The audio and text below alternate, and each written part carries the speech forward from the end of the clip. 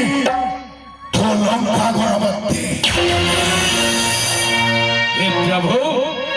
वो आपणक जस ख्याति अनेक सुनी छे आज शतमुखरे प्रशंसित आपणक कीर्ति बार बार करी एक विंश बार निक्षेत्री करी चंती धरणी को आज आक्रमण करी चंती लंका कटक को हे भार्गव आपणक शत्रुता क्षत्रिय मानक सह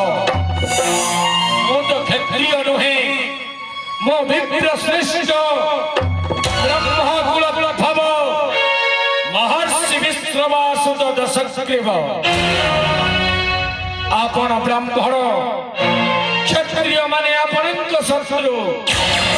मो मध्य ब्राह्मण तेणु आज मोर अहोभाग्य